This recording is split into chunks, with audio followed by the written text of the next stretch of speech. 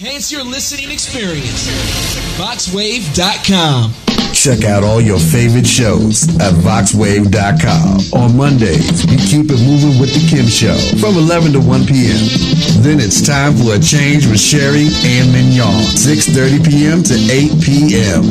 And then in the end we win with Curtis, 8:15 p.m. to 9:15 p.m. On Tuesdays, 12 p.m. to 1 p.m. Start your afternoon with The Wealth Zone with Raymond Starks. Then it's Cooking with Flavors with Chef Flavors, 5:30 to 6:30 p.m. And treat yourself right with My Spa Bath and Body, hosted by Margaret Harris, 7 p.m. to 7:30 p.m. Up next is Slick Daddy Rick, Heartbeat Congo Hour, rocking from 8 p.m. to 10 p.m. Then on Wednesdays, you can't miss Impact the World with Cheryl Woods, 12 noon to 2 p.m. And then from 6:30 to 7:30 p.m., we got Slick Talk with Oscar D and It's the Kid. Then from 8 to 9 p.m., we crank it up with Live Set Wednesdays, hosted by Reg Gaskins. And after that, 9:15 to 10:15 p.m., the BGKH Show with Dominion and Epic. And check out our Thursday lineup, starting with You, Math, and Me, hosted by George Randall, from 10 to 10:30 a.m. Then from 7 to 9 p.m., the 640 Evening Show with DJ 640. And on Fridays, we start out with Peace in the Morning Show with Darius A. Stan, co-host Delicate Daryl Barnes, and Queen of Sudabed, 9 a.m. to 10 a.m. From 10:30 to 11:30, the Hall Street Journal with Robert Hall and co-host Clarence Sanders. And after that, you know we gotta check in with Chanel's 3 Cents, 1:30 p.m. to 2:30 p.m. Up next, from 3 to 4:30 p.m., Daryl Allen Hairston II Crime Victims Foundation Show with your host, Daryl Hairston. Then, from 5 p.m. to 7 p.m. is The Rush Hour with DJ Drew and Janique. And from 9:15 to 11:15 p.m., you can't miss Different Mind Show with Bam 640 and DJ Andre Michael, co-host Hillary Banks. Then start out your Saturday mornings with the Healer Blues Show, hosted by Ron Jackson. After that, 9:30 to 10:30 a.m., the Hour of Power with Reverend Winters Rogers. Then, from 11 a.m. to 12 noon, it's time for Prayer, Praise, and Deliverance with Elder Thurman Gorman Jr. Four Sisters Live Talk, 12:30 to 2:30 p.m. Then every second Saturday, listen to Turning Dreams into Reality Talk Show with Tashika L. Green, 3 p.m. to 4 p.m. After that, from 3 to 4 p.m., we walk in newness 24/7 with Missionary Antoinette. And don't miss, from 4:30 to 6:30 p.m., News, ULM News and Analysis, Information, Sports, Black History, with your host, news anchor Roderick Carter Willis, 4:30 p.m. to 6:30 p.m. Then, from 6:30 to 7:30 p.m., it's time for DJ Rick, the CEO of Step Your Game Up, the Youth Project, co-hosted by DJ Main and DJ Low Hefe. And then, at 7:45 to 8:45 p.m., it's time for the Fantastic Live Show with MC Fran.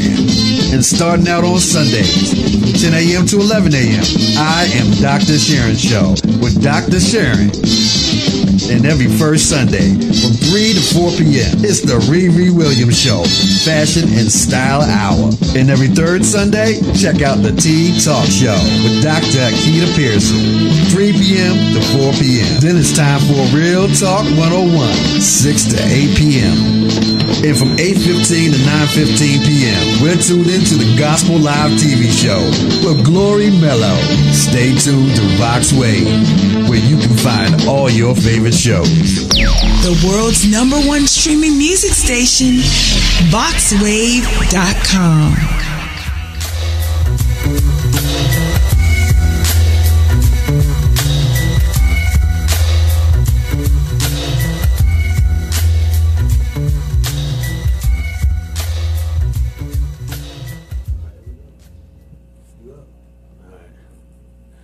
Welcome. This is Real Talk 101 on a Sunday afternoon from 6 to 8 p.m. We thank you for joining us this afternoon. As you have been, especially our loyal listeners, we'd like to thank you and say God bless as well. Like we usually do on this show, my name is Bradley Trammell. I'm the host, and my co-pilot is right here, Mr. Orlando Boyd. And you know how we usually get started with the prayer and testimony. What's on your mind, bro? How you feeling today? Man, you already know. I believe personally. I think we should pray first. Yeah, we should. We should knock that joint out. Quick prayer request. I'm gonna lift up my father and Thank you, sir. financial opportunities for myself and just my family in general, and for the Patterson family. Yes, definitely. Who buried or had a celebration of Memorial life for the father in that clan. And Russell Patterson should be with us on the show next Sunday as well. He was here last Sunday. I mean, the first Sunday of this month. But with that, bow your heads. Lord Yah Almighty, we thank you for a wonderful day. We thank you for life, health, and strength, and the little things in life that we sometimes don't thank you for. Thank you for insight. Thank you for your Holy Spirit and for wisdom that you continually give us, and then you tell us what to do with it. Right now, we ask that you bless both families that are represented here. Please remove all iniquity from us by the blood of your Son. Please be with the Patterson family, all those sick and shut in. Please be with financial situations and every single prayer request of those listening and watching that is unmentioned, that is close to their soul. And I pray that today you use us so that somebody can get a greater knowledge of who you are and desire to have a closer walk with you. In your Son, Yeshua's name, I pray. Amen. Amen. Amen. Man, we got testimonies galore. We just bounce back and forth. First of all, just a quick jump with myself. I have healthcare through Kaiser Permanente. And I've had Kaiser. The reason why I chose Kaiser is because I had them since I was a kid. And I had asthma. And every time I remember going to the doctor's office, my parents always took me to Kaiser. So because of that, when I had a choice to choose, I just chose them because I had been with them for all this time. And when it came down to get dental work done, though, I hate the dentist. I hate him with a passion, bro. Yeah. When I was young, I'm thinking about 11, 12 years old, I had the most snaggled push teeth ever assembled in a mouth. You know what I'm saying? This joint was like piano keys. They was twisting all. I had underbite. And when I went to the doctor, I went to Howard Dental School to have some of the students and professors work on me. And my teeth were so jacked up, they had several people come in and study. So I naturally had several dentists with pens and pads coming in, standing over, just looking all up in my mouth, while the dentist was pointing out and giving people notes. Now, notice he has this molar and this canine in this position. They were just taking notes. And I was just sitting there like, mouth open. You know what I'm saying? So I hated him for that. Then, of course, I had braces for about I say 7 years. I hope I'm on point with that. But then not only that, it was the orthodontist that I saw, and they had to yank out all of my baby teeth before any big teeth came in, before they were ready to come out. So on a week-to-week basis, because they did this once a week for at least 3 to 4 weeks in a row, I would come in there. They would bring out that steel plate with that syringe that's about as long as my arm, full of Novocaine. And they would jam that joint into my gums. They would inject, and I could still feel the taste of the Novocaine because it was liquid Novocaine. I know how it tastes. The joint is disgusting. It would make me gag if it went back too far. But they had that thing in your mouth to be sucking up everything. That joint pulled it right out. They did that, pulled out all my teeth. My whole face be swole up. Go home, can't eat no good food. Had to eat porridge and soup and all this nonsense. My mother would be fixing haystacks and all these bomb dinners. I couldn't eat none of it. Can't eat corn, can't eat popcorn. Junk gets stuck all up in there. Then they would tighten the braces for you. The whole process, I hate it. Developed within me a profound hatred for going to this. Not the dentist people themselves, I know that, but I just didn't like the shit. Because of that, I would never want to go. And if I did go, I would go every couple years. I'm getting all this to say is, Kaiser pays a very minimal amount in covering dental work. Right. Very minimal. What somebody would come in and pay $20 to get done, I had to pay about 10 times that amount to get whatever, like a simple procedure. Went last Tuesday to go in there, took care of that business. I had him do a cleaning, x-ray, and all this stuff, all the regular stuff. Dentist came back in there and said, man, you got several tiny cavities in your tooth. And I'm like, what? How did he's like, so you see this sharp instrument? It's supposed to be able to go over your tooth like smooth, as if it was like marble or something like that, because it's enamel on the out.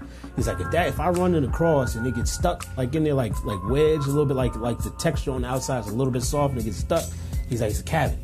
So he started doing that. He did it daggone near every tooth in my mouth, almost. And he told me, he's like, man, listen, this is what I'm going to do. I'm going to have the secretary come up. She's going to run the numbers and we'll tell you what you need to get done.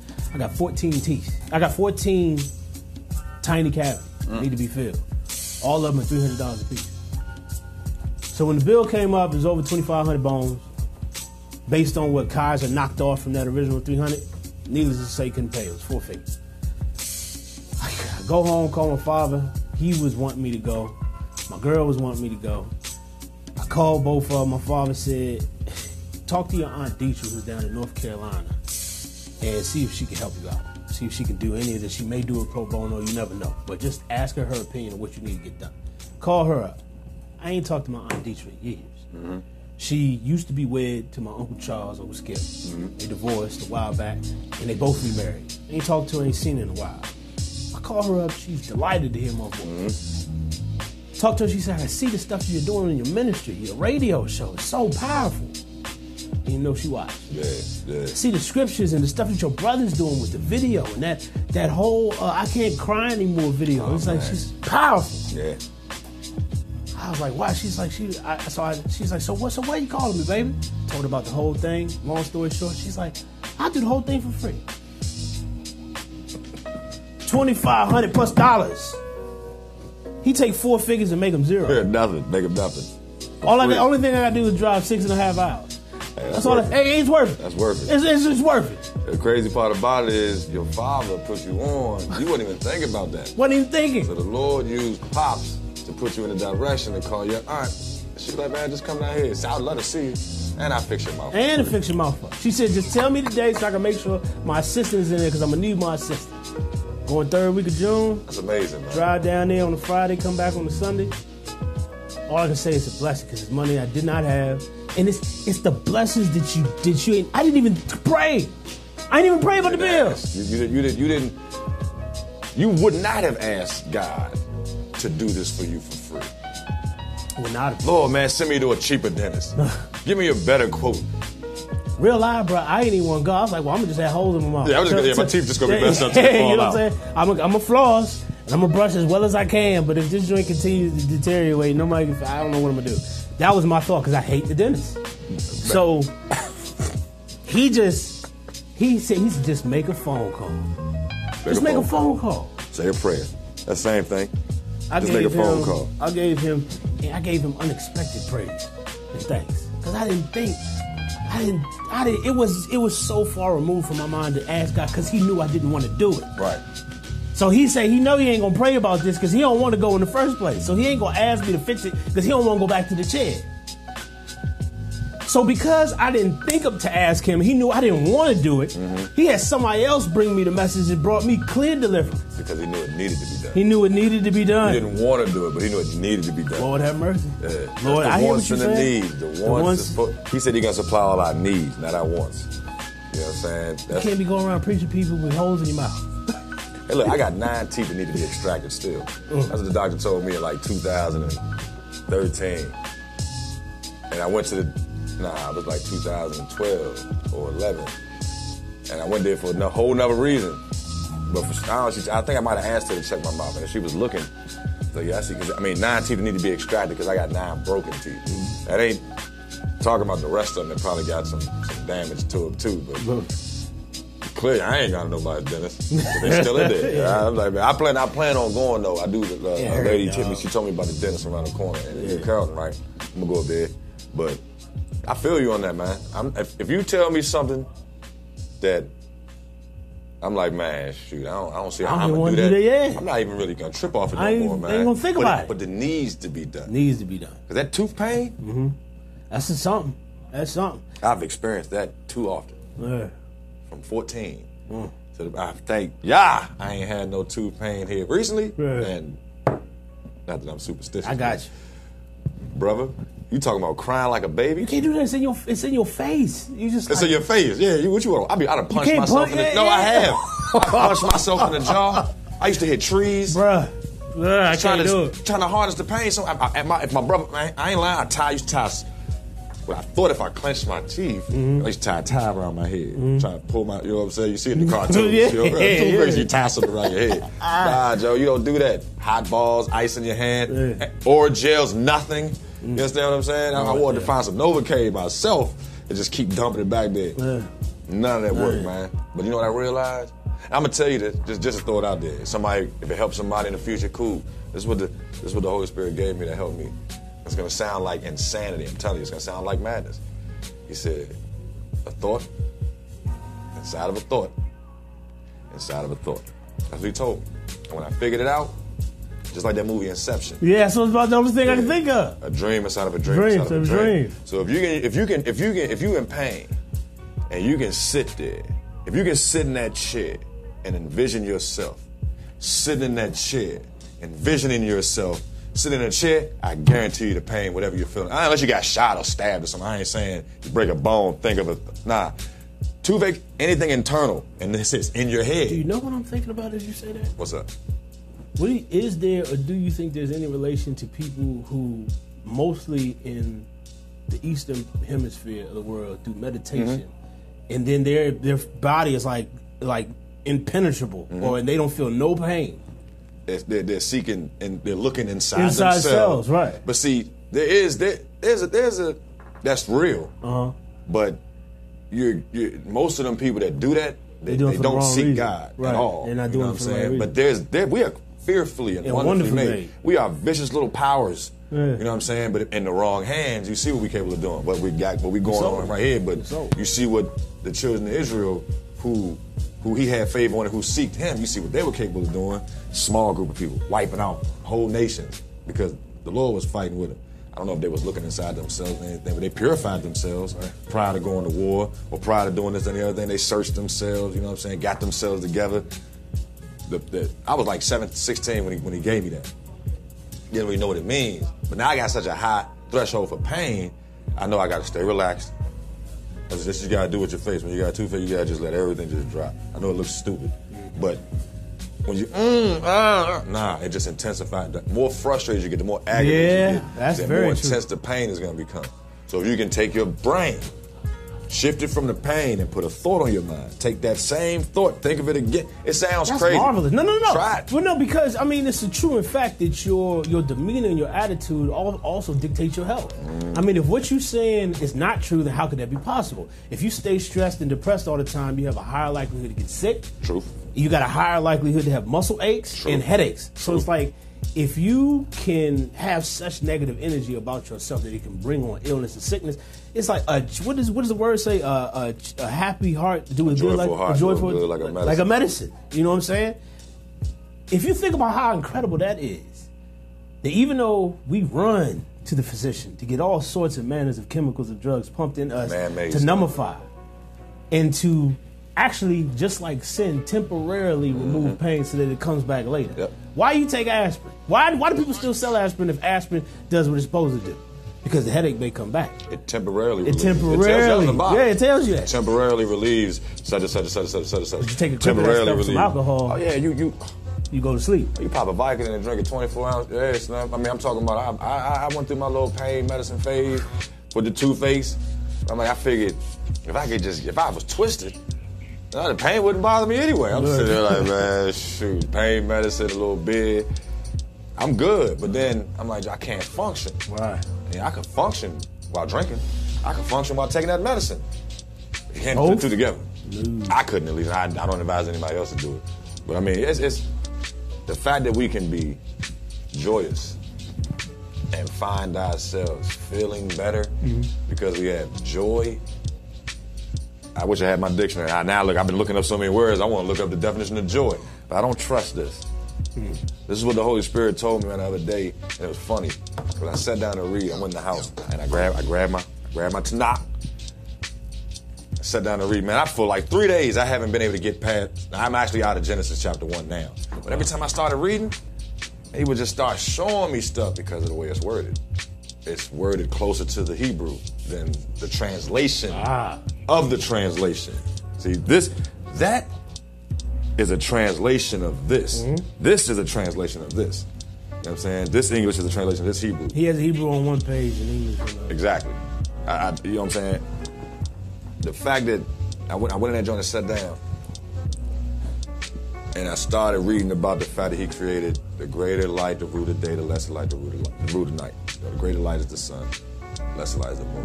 He said, look up, moon. When I looked moon up, actually he's like, man, it sounded like he was kind of like giddy.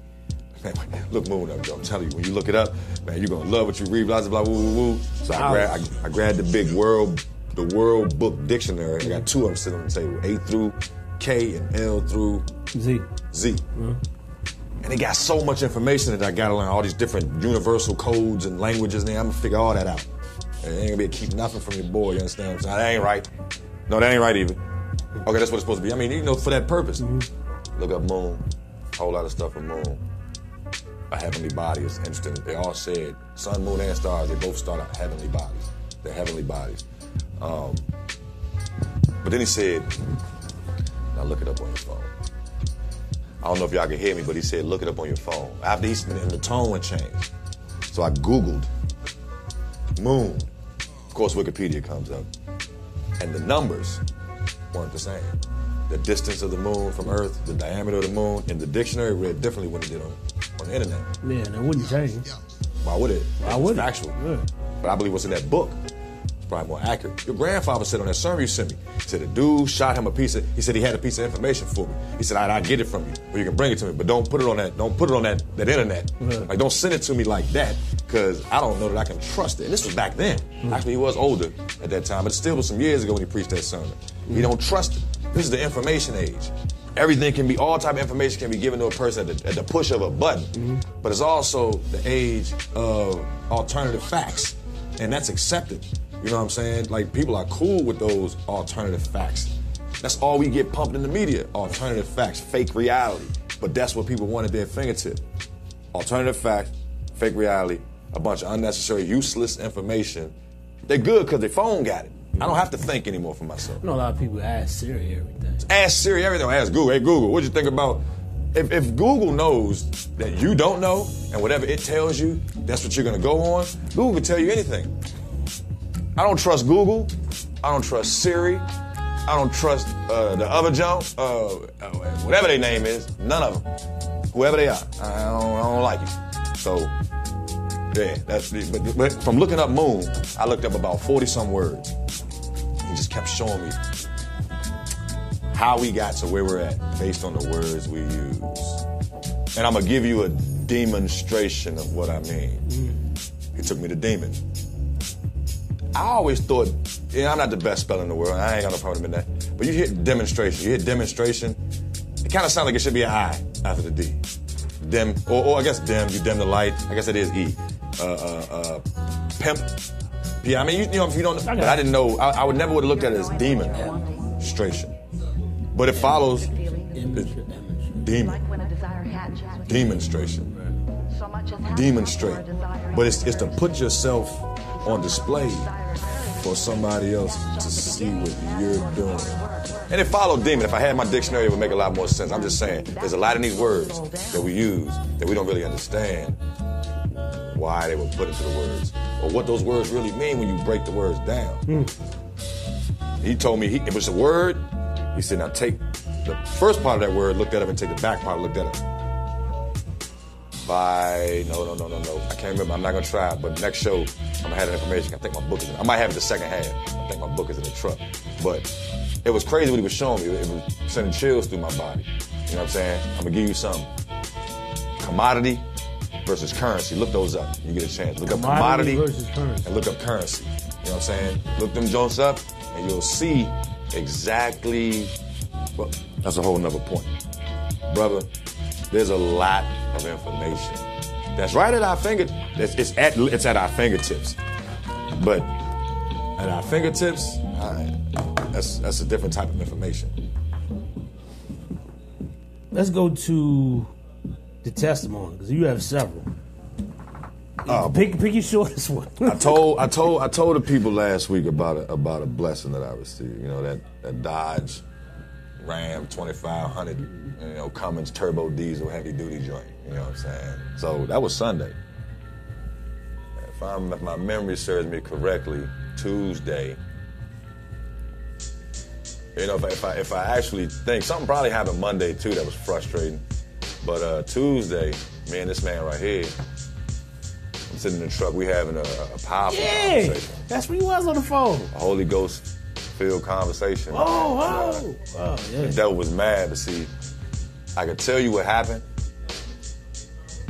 I'm gonna give you a little bit of prerequisite. Trying to get out of the city. Yeah. I was up by TA. I was at Tacoma Park. Right. I ended up in Capitol Heights. So while I was over there, I'm like, man, let me check this yard out right here, right? But I'm working my way over. I'm supposed to be going this way, but I'm working my way over. I'm talking to my man on the phone. I talked to my brother. I talked to Jeanette. I'm like, man, hold up. How am I working my way over this way? You know what I'm saying? I mean, I'm not really. I'm just trying to duck the traffic. All the traffic is going up towards Greenbelt. So I'm coming all the way back across the city just to come up the sideways. You know what I'm saying? Right. I don't like sitting in traffic. But the timing is everything, especially with the Most High. He does everything in His time. His time is eternal. Matter of fact, He ain't got no time. So whatever He do, it's the right time. I'm sitting there, Joe, and just as we getting into what the conversation was. It was heated. It was hot at that point. It was boiling. It was boiling, man. He was doing something serious. The devil takes this demon and throws him right under the back of my truck in the form of this PCP smoking, probably was intoxicated by alcohol, drinking dude. You know, him and his female, they ran in the back of my truck, you know what I'm saying, running from another dude that they hit. Park truck. Yeah, I'm parked. You saw on the phone, I'm parked. And when he ran in the back of me, the truck raised up. And, you know, it's just, man, Ram, bump built Ford truck, built Ford truck? No. Ram, you hear me? Dodge Ram. Ram, I'm stamping Ram because I got a little dent in my bumper, but ain't a little crinkle. But he got out and tried to walk away. Bottom line, because I don't think I'm supposed to go into all that, I had to bring him back. And as I was bringing him back, because he tried to walk away, and as I was helping him come back to the vehicle, I believe aggressively. I was very aggressive. You know, you ain't gonna leave that out. It was very aggressive. I didn't hit him, but I helped him. What did he say to you before he ran away? Because didn't he say something? Yeah, he was like, when I jumped, I said, Slim, I hope you got some insurance. He said, yeah, I got some insurance. And then he started walking away. I thought he said, what you trying to do or something like that. No, that was the dude that was coming down the hill. Oh, okay. The first person he hit is walking like, you like, man, who's Slim? But he had his hand in his pocket. And I'm thinking, my first instinct is, man, this dude's about to start busting. So I didn't want to get between him and the guy necessarily. But when I saw he had on like some little flimsy like basketball shorts, and there was no indentation of anything unless he had like a Derringer or maybe a pocket knife. He ain't had nothing heavy. Right. So he was no more really. But then he looked at me because I guess he saw the expression on my face. I said, like, Slim, where you going, man? And he kind of cut his eye back at me and he walking on up the hill. I sounded like the devil looking at me like he laughed because I could tell the dude, he got out of the car, and it wasn't from the impact that he was moving around. He was just tripping. The dude was like, man, Slim, what you want to do? You know, me kicked in a little bit. I had to run the dude down. Then I grabbed him and spun him around, and I commenced to helping him come back. He fell, I picked him up. He fell again, I picked him up. But when I'm looking, when he said to me, man, you ain't gotta be grabbing me like that. When he said that, some rage building me. I was about to just mash his face with my head. Anybody that knows me, I don't mind headbutt. I told the little baby how to headbutt, but it's a weapon. This is the hardest thing on your body. You know what I'm saying? Skull. Man, yeah, but when he said that, and I said, Slim, you just ran into my truck. And I looked at him and I was like, man, I should break your face. Holy Spirit was like, don't hurt him, help him. I kind of looked at him. And he looked me in my eyes. When his eyes fixated on me, because I told him when he was sitting on, I said, man, look at me. He was like, I said, man, God's trying to save you. You could have died today. I said, God is trying to save your life. You out here BSing. I mean, I said what I said. I was like, Joe, you out here, you know, you tripping. He looked at me and his eyes kind of focused on me and he was like, it's like I saw a calm come over. He's like, man, you know what, you're right. I didn't stop manhandling him because I was like, man, I know you could be trying to be like, man, if I'd have let you go, you might have tried to take off. Then I'd have had to whoop you because you'd have ran. I brought him back, held him till the police got there. After the police, I addressed the dude who he hit first. The girl that was in him was a female in the car with him. She in there tripping, reaching around. I'm about to snatch her out the car. But we standing there, I told all of them, I said, look, the devil is mad because I told him me and you was having a conversation and he wanted to stop it by using this dude. They all looking at me kind of like, why? And then the dude, the one he hit first said, man, I was fasting today. I was just on the way to pick my daughter up. So his fast got disrupted. He might have went and ate a hot dog or something. You know, I don't know, or maybe he didn't. Maybe that interaction just strengthened his necessary. Fast. You know what I'm saying? So I go tell the dude, I'm telling him, I was like, look, man, you need some help, bro. You need some help. You're going to jail. You are going to jail. I can't let this slide. Right. You know what I'm saying? Even though there really was no damage, no major damage done to the truck, his car was total. I wish I could show you the picture if I had a way to put a picture up, but I mean, either way, some stuff was revealed from that situation. Like I realized, I pay attention to my surroundings, you know what I'm saying? Where my truck was parked at, it was by a sewer. So the street he was coming off of had a steady flow of water, about this wide, coming from the street he was on, right to the sewer. So a couple things was revealed to me. I was parked where I was parked at so that the car would stop. When he hit my truck, he stopped.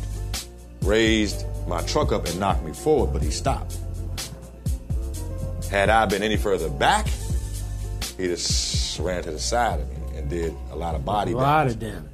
Had I not been where I was, two things would have happened. He would have either hit the curb and flipped, or but the lady had a tree in her yard. He'd hit that tree. He was going straight for the tree. That tree wasn't gonna move. They would have came out that windshield.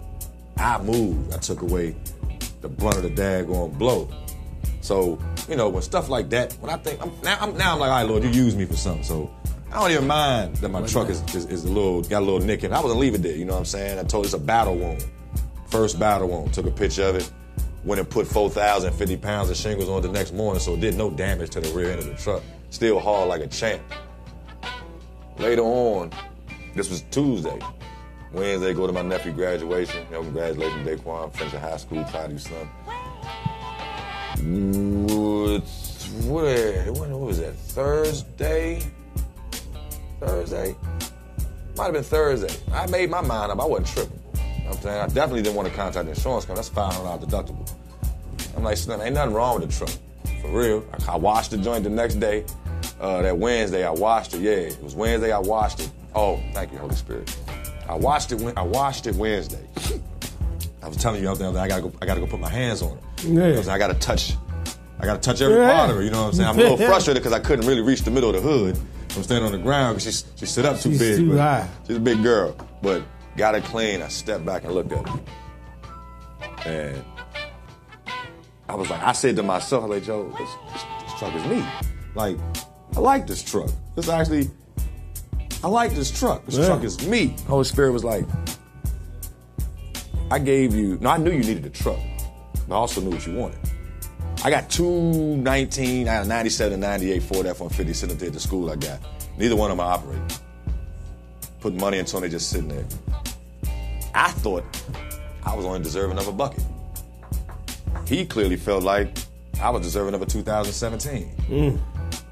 Praise Yah, you know what I'm saying? I didn't feel worthy of it, you know what I'm saying? But apparently he did. And the truck, what the truck is equipped for, is what the truck is equipped for. And it's gonna be used for what it's equipped for.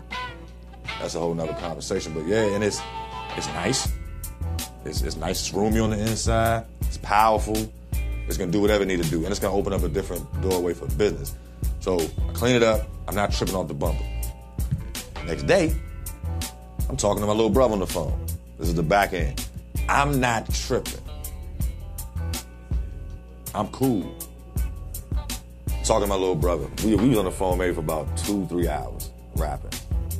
And good conversation. He was telling me, man, I said what the Holy Spirit told me to tell him. You know what I'm saying? And it helped him. It boosted his spirits, lifted him up at the time. But, you know, we was both indulgent, so the devil got his foot in the door. And we get to going back and forth, not hearing each other, talking over top. So I hung the phone up, dismissed. I called somebody else. He called me back twice. Timing. Pay attention to the timing. He called me back twice. I didn't answer the phone. I saw he texted me. He said, yeah, man, apologize, blah, blah, woo, woo. I need you to come get me. He out Laurel. I'm in Atlanta.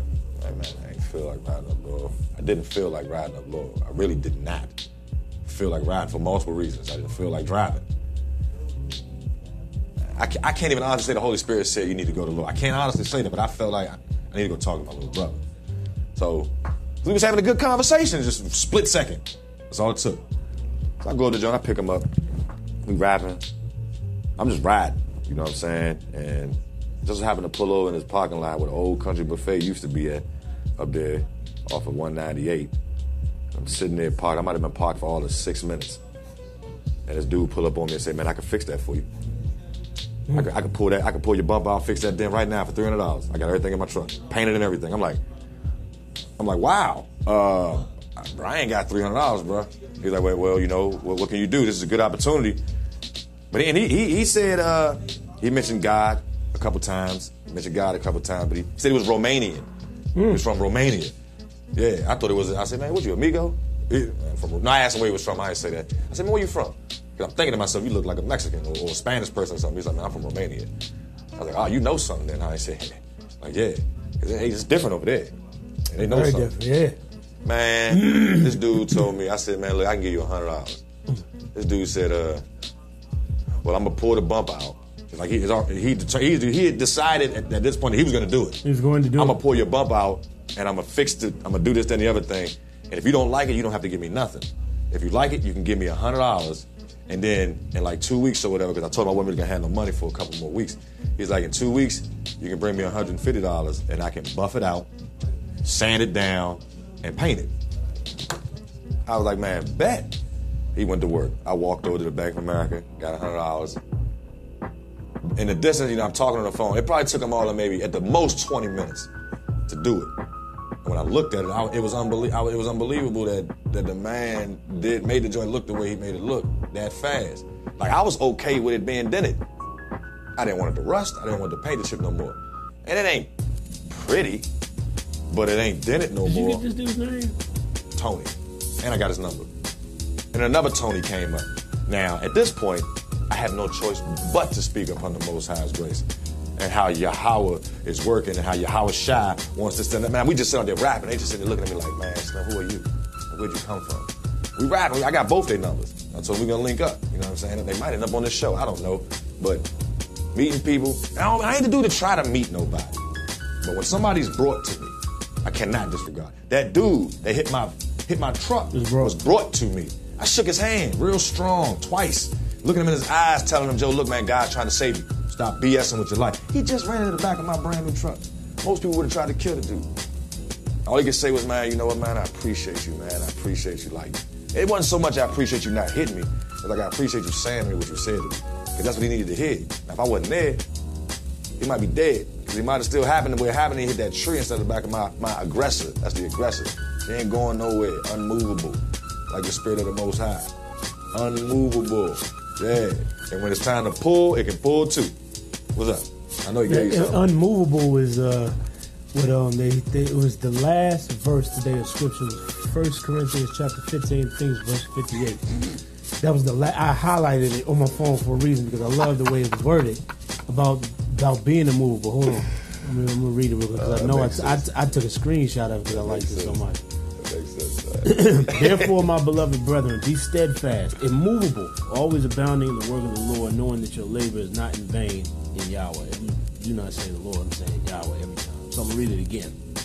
Therefore, my beloved brethren, be steadfast, immovable, always abounding in the work of Yahweh, knowing that your labor is not in vain in Yahweh.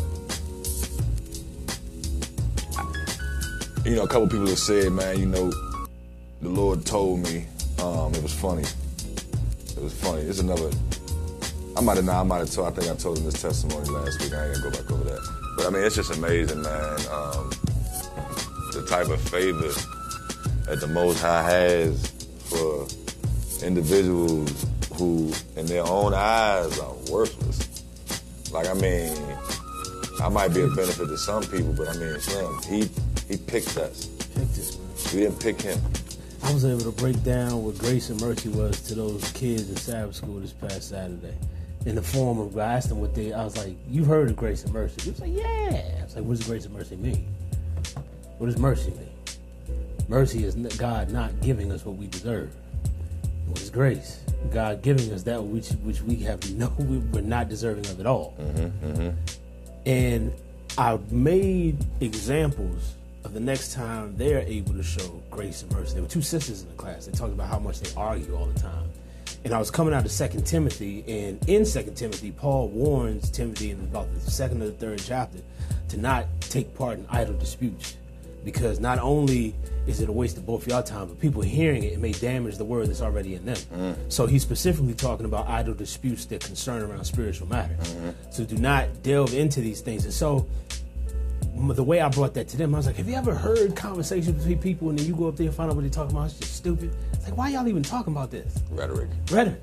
And they say, yeah, the girl's like, me and my sisters argue about stuff like that all day. They're talking about the shoes they were going to wear that morning.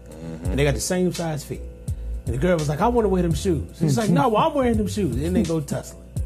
And at the end of the day, of course, they both were in there. They both had a different pair of shoes. I was like, so what was the point of it? It's like, no, it's like, I wanted her to know that I wanted those shoes. I wanted her to know. I wanted those shoes. I was like, do you hear how that sounds? So selfish. And he's like, better than doing that, if you find, first of all, the word tells us to live peaceably as we can with all the brethren, and to speak about the hope that is in us with faithfulness and with humility. But it's other people going to clearly have their other opinion and points of time. What can we do at that point in time where they want to take things to another level and just argue points and to try to convince them the way they think, and then you convince them the way you think? The point is, if you got what is true, you've been convicted of, you lay that down. Say, look, my mind ain't changing on this. It can't. This is like testimony. Exactly. This is in me, in my blood. Yeah. The only thing you can do past that is pray for their understanding. That's it. Because if this is convict, that's what I brought to them. I was like, you guys know the truth about the Bible, about the 10 Commandments, about what I said Jesus in front of them. They weren't ready for Yeshua. I said about what he did for you guys. And they said yes. It's like, so when you are put into a situation where you have to make a decision between right and wrong and everybody's looking at you to make the decision, you choose right. And even if they don't like it, you hold on to what you know and believe is true because you've been convicted of that. It's like, you're not in an age where you should not understand this. You're tested. You got cell phones to look up and get stuff that I've never, when I was your age, I ain't had nothing like that. We was playing outside, riding bikes, doing stuff outside. Now, you can be entertained sitting in a corner. It's dangerous. Dangerous. And So it's useless. The words I was able to use and the way I was able to break stuff down came straight from him. Because every time I go in there, I don't know how I'm going to relate to these kids. But that's just a perpetual testimony that I have every second and fourth Saturday. And the reason why I'm bringing it up is because it's time to be transparent. It's Real Talk 101. I did something the Friday night before that almost jeopardized my opportunity to witness to those 4 kids that were in the classroom. I was tired on Friday, and I didn't feel like waking up early. And I called the superintendent of Sabbath school at that church and was like, I know it's kind of late, but I don't think I'm going to be able to come in. First response was like, she's like, oh, that's unfortunate. I'll see if I can do something. I just wish you had told me earlier. And I said, yeah, I know. I was like, I said, I'll try. This is what I did to try to, when I typed it in, I knew I made a mistake. I knew I was convicted. I was like, why you do that? Like I heard him. He didn't want angry, like, why did you do that? He was like, why did you do that? As soon as she responded, I was like, well, if I come, I was like, I'm going to try to be on time. I may be late. Her response was this. She said, and this is where the goodness of Yahweh leads men to repentance. She said to me, you have been such a blessing and a faithful Sabbath school teacher. You never missed 1 week in two years. I didn't even know that unless I gave her well enough notification ahead, like I was out of town. She was like, other than that, you've never called me ahead of time like the day before to say I'm not going to make it. You've always shown up. They said, your faithfulness has been a testimony. They said, go ahead and take the weekend off because you've been faithful. And when she told me those words, it welled up in me the desire to go in there and do it again. Because she said that. Yeah. And I'm like, how backwards is that? It should be like, you go ahead and have a week off. I'm like, well, yeah. I went in there. Wasn't nobody taking my place. No other teacher walked into the room. I walked in same as I always did. The kids came in same as they always do. And we sat down and had a conversation about Yahweh and how much he loves him through the book of 2 Timothy. Right. And I was able to break it down. And when it was over, it was such a blessing. It just filled me up and them up.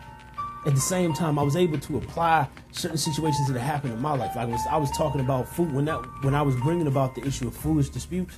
I talked about the quick story of how me and my brother, when we was little, when your father's at home, he's the man in the house. when he has the remote control, he watches what he wants on the TV. Don't nobody question him. True. But when my father leaves, I'm the firstborn. Yeah. Guess who gets the remote? Unless mom is not watching the TV. Mom has the TV in her room. She watches what she wants. Right. I told her every Sunday morning we was little, my brother and I had cartoons that we liked to watch. But his were different than mine, and some of them came on at the same time. Yeah. So that's a situation for beef. So when this happened, my brother one morning decided he wasn't going to take it. So he woke up dumb early, went downstairs, got the blanket and the remote control, wrapped himself up with the remote control under the blanket, and was watching his cartoons. I woke up later than he did, saw he wasn't in the bed, but I heard the TV on with all the nonsense on downstairs, so I'm thinking nothing of it. I was like, we'll go down there. It's my world. Yeah. I go down there. All I did, I didn't even say nothing. I just sat down next to him and did like this. You already know what it is. Brandon didn't even look at me. If he sees it, he'd be laughing. Brandon didn't even look at me. He was like this. No. That's all he said. At that point, I proceeded to lay my weight upon the full weight of justice. I just laid on him real quick, just to let him know that the weight was there. I just laid on him. Then I got my arm down there, and then we started wrestling. Here we go. Tussling, bumping, yelling. My mother comes to the top of the steps. She's like, both of y'all come up here and clean up this room. Yeah. And she came down, took the remote control, and started watching what she wanted to watch. Well, she had the TV in her own room and told us not to go in her room. So she occupied. Neither one of us watching that. Yeah. Stupid dispute, stupid argument. But I brought that up to show them. I was like, we was heated in the motor. We wanted that remote, and we wasn't gonna give up until something was done by a higher authority who took control. And then we got back to doing what we should have been doing in the first place. Cleaning up. Hey. You worried about watching TV. Go clean up. Go clean up. You worried about leisure. Go do some work. Mind. Go do some work. Yeah. Clean up, go clean up. Go clean up. Yeah, go get your room straight. Get your life right. Stop worried about watching TV. Get your life together. Man. Stop worried about watching stuff that ain't even real. And get your life together. Cartoons. You're fighting over cartoons when your room dirty. And look, I'm saying that my room stayed dirty. Me cleaning my room consists of shoving everything under the bed. Yeah. I'm a firm believer in not making up a bed. Man, for what I'm getting back in, I will return to it in a couple of hours. I'm going to see you right back here night after night. You know what I'm saying? The only time I thought it was necessary was when my mother came over because I know she was a stickler about making a bed. That's the only time. Other than that joint stay. The covers lay where they lay. Hey, that's true. I can attest to that. Every time we was in the lab, that bed wasn't. I was like, just push that stuff back and sit down. Yeah, just push it back. Push that stuff. I ain't done nothing. I was just sleeping there. That's it. It's true, Bill, man. That's a true Bill. I don't think I would ever. I don't even know if I would. I would never make my bed. Probably. I doubt it. I'm not even gonna lie and say I would. I don't care nothing about making a bed up. I mean, and it's funny because at one point in time, I know how to make a bed very well. My grandfather would not let us not know. I'm talking about to the point where if we didn't make the bed, he was military. If we didn't make the bed right. The sheets? Oh, it had to be folded right. It had to be folded right. The sheet folded over the top of the blanket. Man. You know, it had, tucked, creased. The end had to be, the pillows had to be, because if you didn't do it that way, you got a beating. So I know how to make a bed up. Right. I just don't want to. Yeah. Maybe that's why. My grandmother taught me how to do it. I used to get beat. Because her beds in her house, when I stayed with her my sophomore year of college, when I stayed with her, that's what I had to do. She was like, you staying in my house, you ain't got to do nothing. She was like, be considerate and speak to me when you come in and out of this house, and you make up that bed. You know what? Not to jump, man, AJ preached a powerful sermon this past Saturday, man, at Liberty Mission over there in Northeast, 46th Street, right off Minnesota Avenue. Man, the brother came from an angle of, I can't remember the title. I cannot remember the title. But he was talking about, he started out talking about gambling. Basically gambling with your life, gambling with your existence. But he asked people, has anyone been to Vegas? And a couple people have been. One lady said like some stuff that stood out to him about Vegas. She was like the glitz and the glamour. Some people was like, money or whatever. The lady was like, man, there was slot machines everywhere. Even in the bathrooms, there was slot machines. I'm like, in the bathroom? Yeah. All they want you to do is spend money. Period. Just spend money. I don't care where you at. We want your money. But he made the point. He was talking about like there's the chance is there. You know what I'm saying? There's no guarantee you're gonna win. There's no guarantee you're gonna lose. But people become addicted to that. The chance. The uncertainty. Certainly. That they don't know what the outcome's gonna be.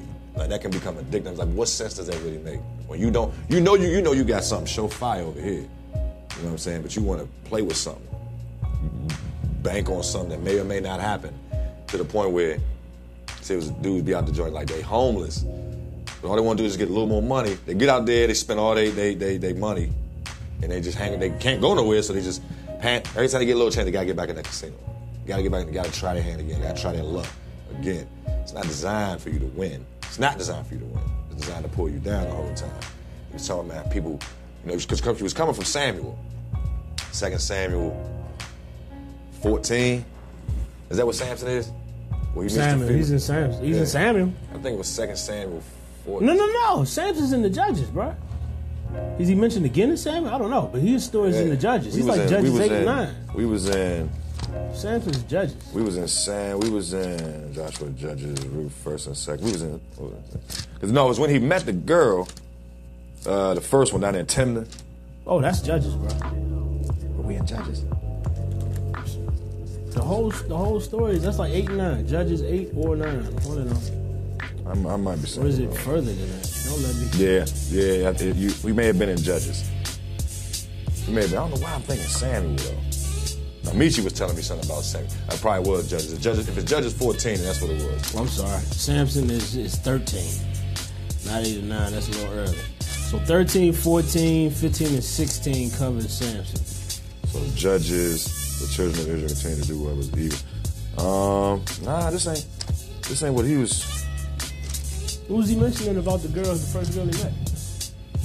Samson and the Philistine wife. Starts at 14. He mentioned how no. He told their father and mother to go get the woman for him. Now I'd like to. Where is that? Because I want to read it out of here. I found it interesting, but I you said Judges. It happened to came in Judges 13.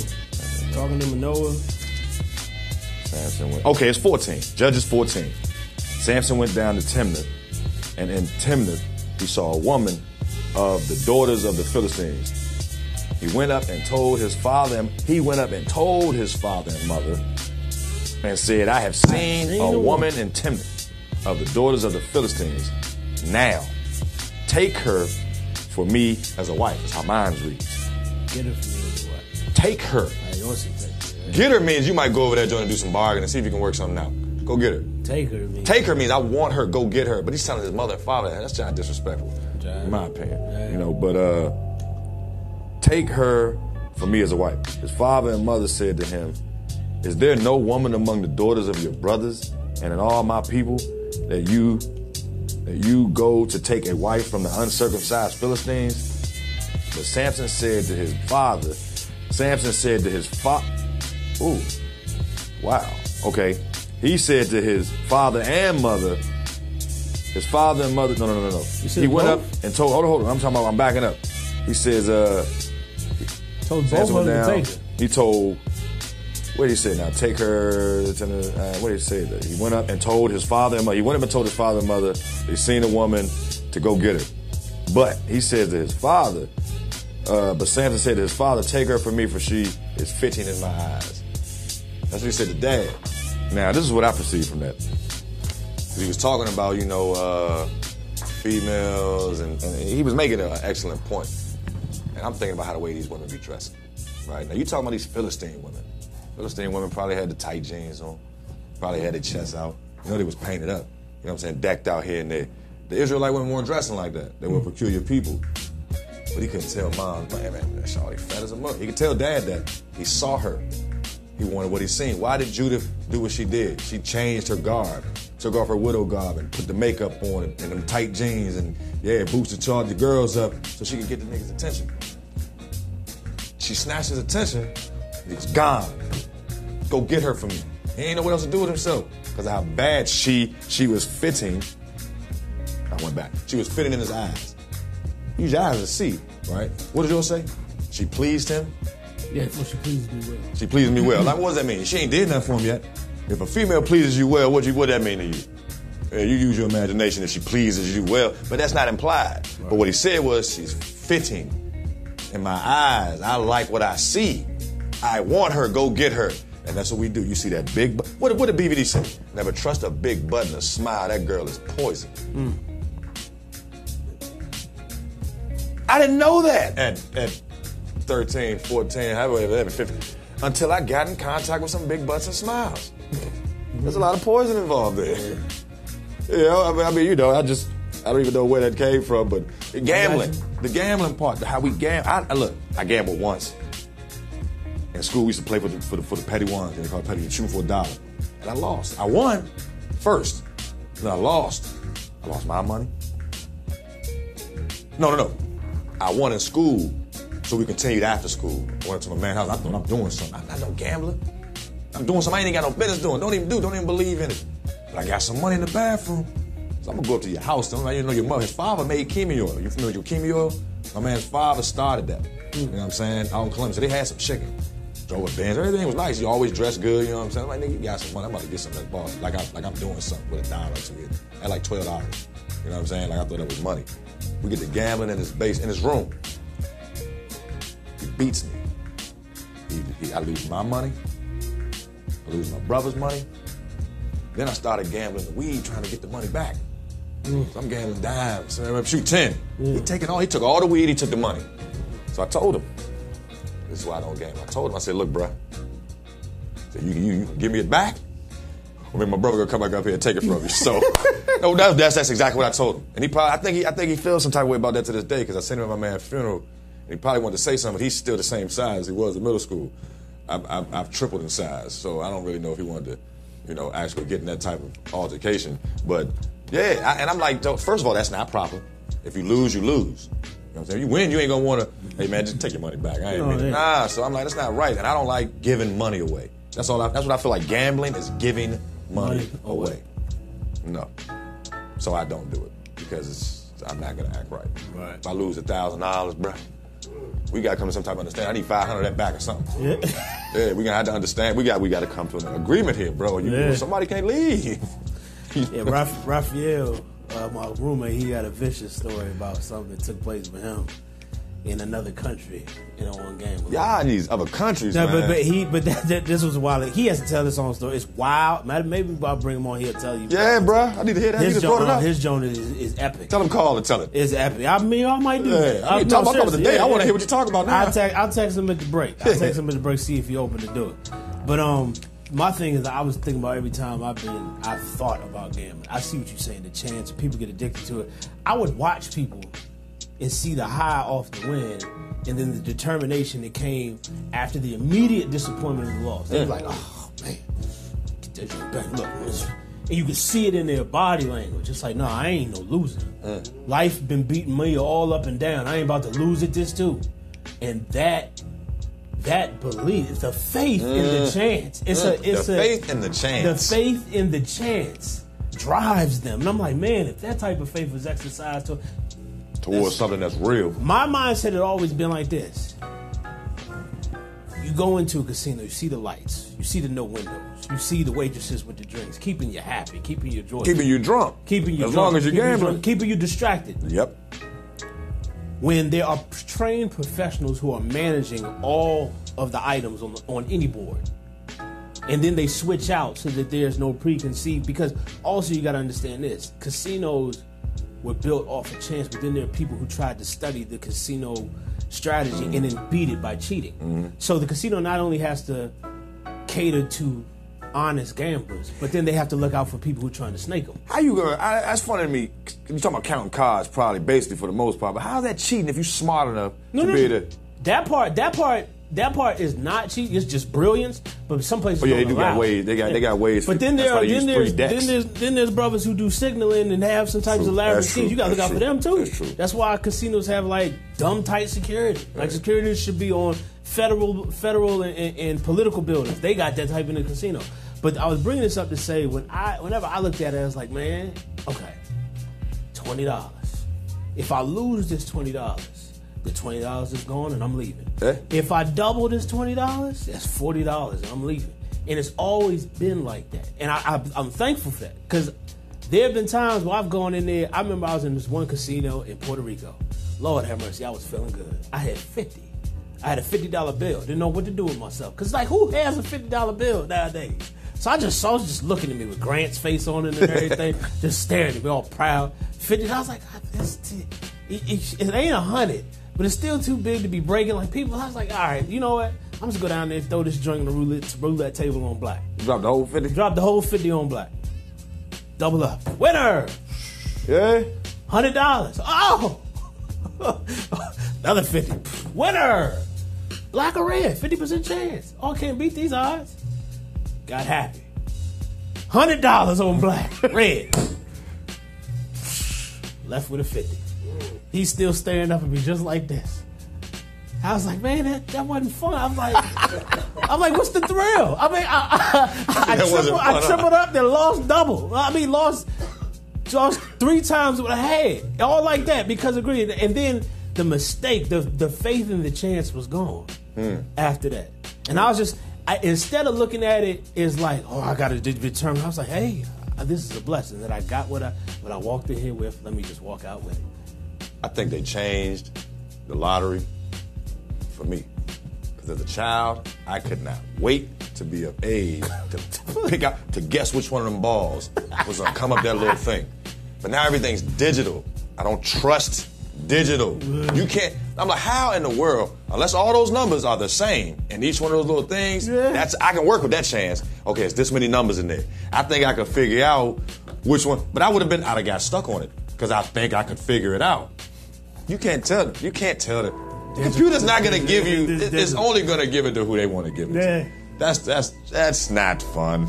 That's not for you. There's a machine involved, bro. Luck is something God don't know nothing about. Nothing about. Luck is something that takes place without him knowing. I don't know how we got along that line, but yeah, if there's anybody... That's service. Yeah, you can get so... Because people call them degenerate gamblers. And they use that word degenerate as if that is that's the best way to describe gambling. But you can be a degenerate in anything, especially if it's simple and you addicted to it.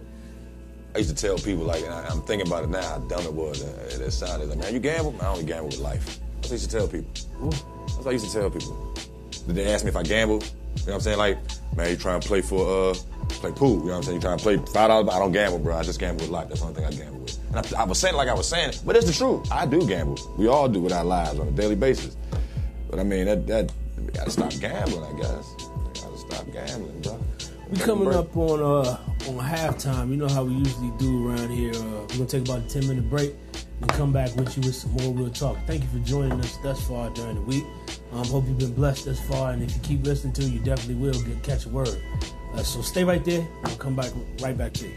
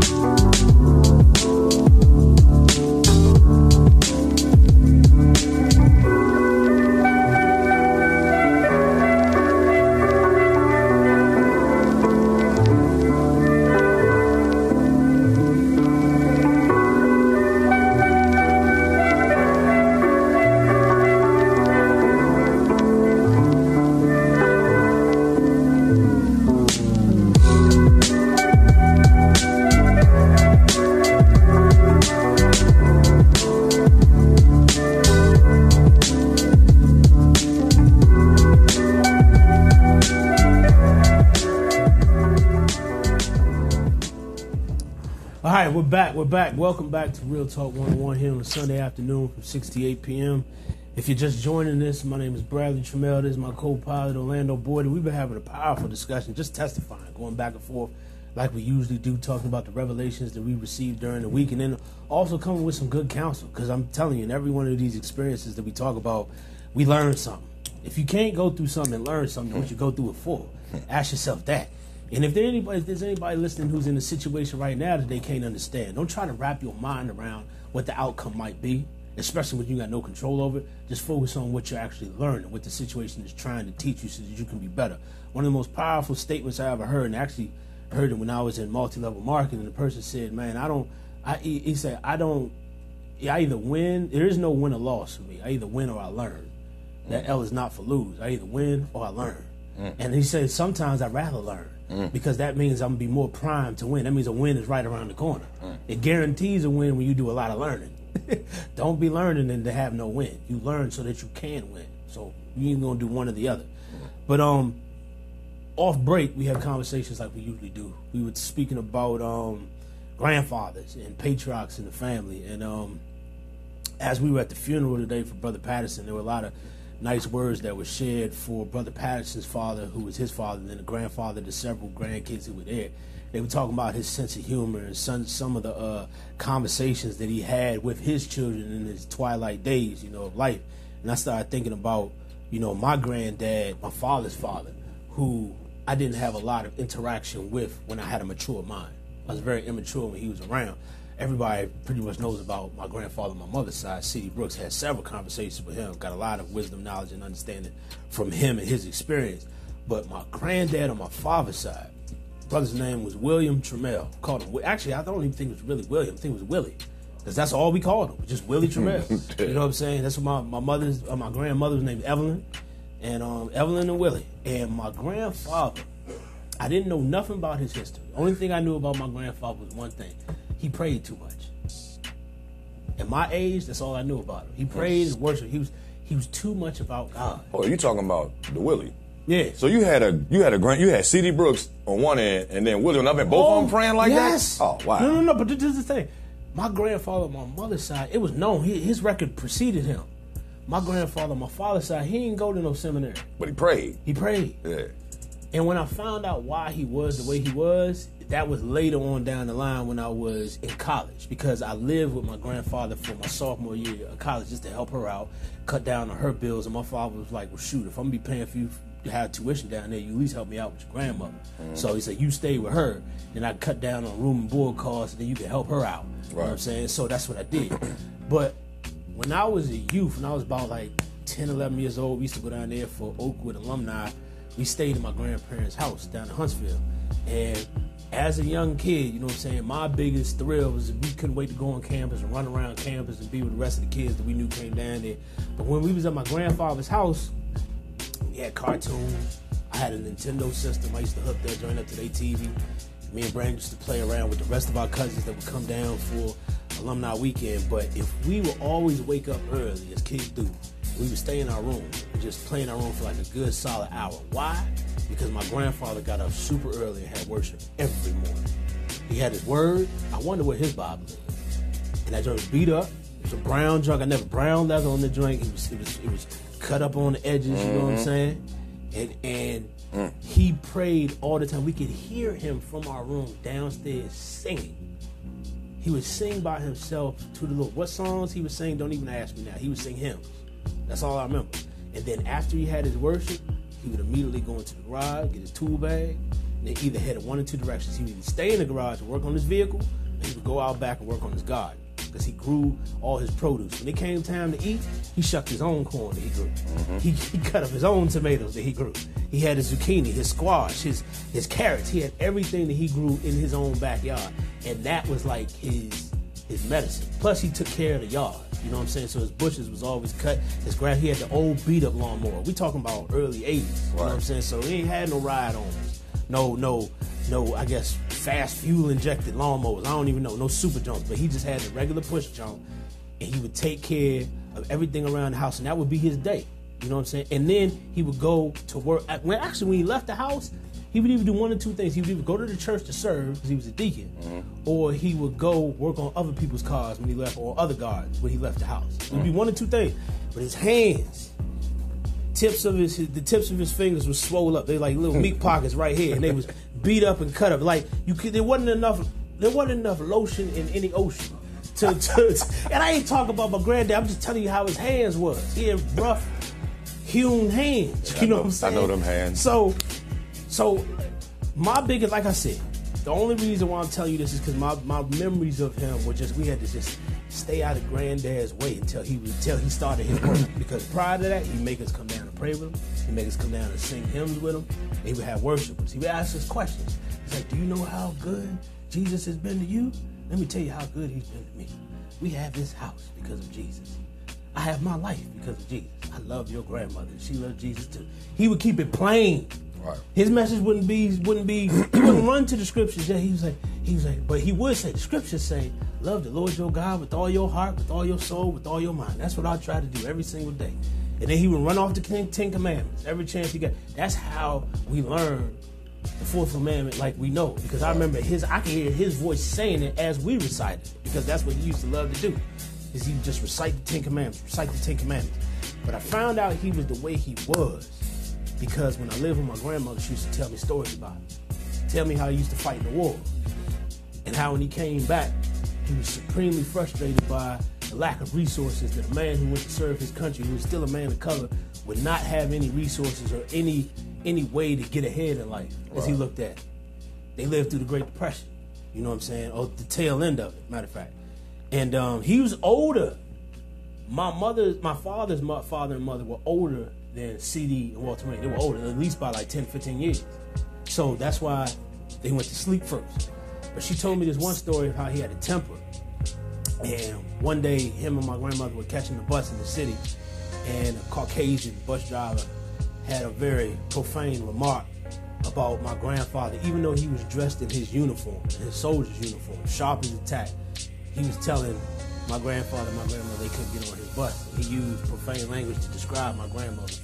When my grandfather proceeded to, I remember my grandmother's words. He said, Willie got a hold of that man with his right hand, and he pulled him and he threw him. He used his leverage to get up there and then slung his body and threw him to the sidewalk and then proceeded to light into this dude. I don't know how many licks he got, but he said, Willie started beating on that man. All I could do was just grab hold of his shirt and pull him, and I ripped his shirt.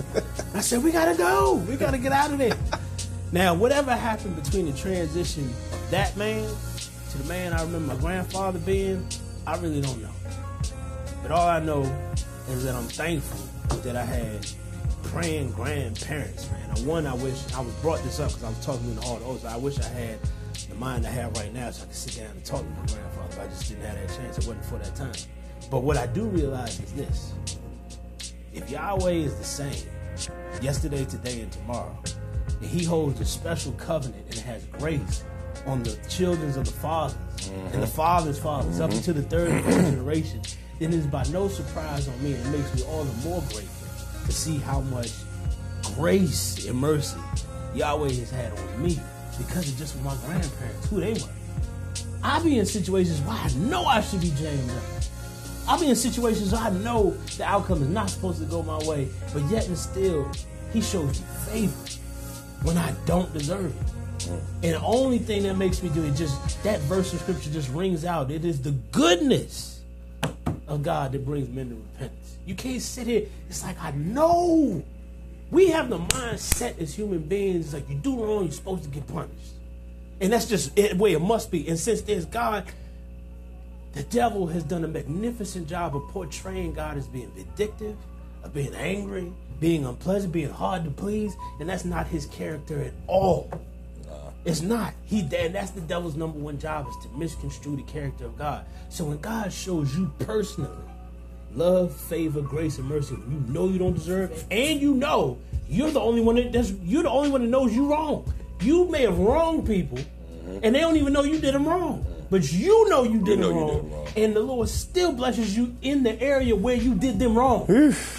That's what makes it so impactful. It's like, oh, young, I lied and took this amount of money, and then the Lord added to the money that I took from that person. Why is he doing it? I should get robbed and lose everything I have. But now he increased the money that you stole. And I'm like, why would he do that? His ways ain't our ways. Ways ain't our ways. His thoughts ain't our thoughts. It may be the reason why he increased the money that you stole is to get you to think it's like, he did this for me. I gotta get this joint back. Yeah, so you can do what you need to do and then get him back there. Give it back. Yeah. And then peep this. Then out of you giving back, two people get blessed. Yep. You get blessed, and then the person who lost, even though they didn't know they lost, they get returned. But then you get freed, especially if you take it upon yourself to tell the truth. Hey man, look, bruh, I know I was wrong. I took this from you. But the Lord convicted me and he blessed me, so I'm giving it back. So I remember, who's this Lord you're talking about that convicted you to do that? Now you can witness. You know what I'm saying? It opens doors for stuff like that. You can't plan moves like that. Nah. That doesn't make sense to the human mind. That's A plus B. We like to think A plus B equals C. When A plus B can equal J and Q sometimes, together. Or they may throw some numbers and symbols in their joint as well. Exactly. That's a thought that should just pass through my mind. A plus B might equal some symbols. Might equal ampersand and dollar sign. See, now there you go. You know, it's just like, you don't, I'm thankful. Only thing we can do is be thankful because of the grace and mercy that we talked about in the first half. The Lord does not give us what we deserve, and he gives us too much of what we do not deserve. You talking about grace and mercy. See, I don't remember a lot about my grandfather, my father's side, his father. I mean, I remember some things. I know his eyes was always low. I know that. You know, he had them brick hands because he was a brick mason. Kept his hands was always like this, it seemed like. I'm pretty sure he was used to having it. He always had a little plastic cup in his hand. I know what it was. I know what his drink was. But he always had that little cup. You know what I'm saying? Bacardi and Coke. Or Bacardi straight. Right. It might have been 151, if I'm not mistaken, or it was gold. One of them, I don't know. But that was, and he was the gambler. Family outings was to the racetrack, maybe to the casino, Atlantic City, family vacations. Not to say that if I'm a gambler, you're gonna gamble, but this is what I'm doing, so everybody's doing it. Right. He was a dude, like Michi told me, he was talking to my father, like, man, my grandfather was a little dude, they called him Stump. He was little. I don't even about 5'5", I don't know how to talk. But when he went into a room, fear fell on the room. Because they didn't know what this little was gonna do. Because he kept a pistol. You know what I'm saying? But, and not to glorify that, but my mother's father, my grandpa Fields, Clarence, Leroy Fields. Oh, wow. I think he was 5'6" and a quarter. I think he used to tell people 5'6" and a quarter. 5'6" and a quarter. And a quarter, you know what I'm saying? But he was a different type of dude, man. He was a man of respect. And military as well. I was like, man, you hate going down there over the summertime, man. We used to get beat for everything, man. Everything, man. Everything. It's like if my cousin did something wrong, he'd just beat us. Like, he was just used to beat us, man. We couldn't. It's like, man, you're gonna get at least 6 beatings a week. You know what I'm saying? At least. That's man, that's something to say. He had what? You said 6 beatings a week. Oh, you know what? He might did wait till the sunset to beat us for whatever we did at church. He might have. I don't know. I'm not gonna touch that. But I know he used to keep his belts rolled up. Oh man, on the dresser, right? They was in wide belts. Oh, the old. It's like, how did you get that made? Look like a beaver tail. You can't even get it in the belt loops of pants nowadays. It's too wide. It should look like a beaver tail. Beaver tail. Real quick, he took one of them belts and slit that joker and gave it to my mother to beat us with. It was an 8-legged strap. When she swung that joint, it would fan out. It get you. Oh. First time she swung it. First time she cocked the joint back to swing it, the joint came around and hit her and knocked her glasses off. I don't know if she watched it or not. We didn't get beat that time. I think she went in the room and got to practicing with that joint, right? Hitting the wall or hitting something. Because next time she pulled that joke, I did that, like, bow. Yeah. You know what I'm saying? It's like skills.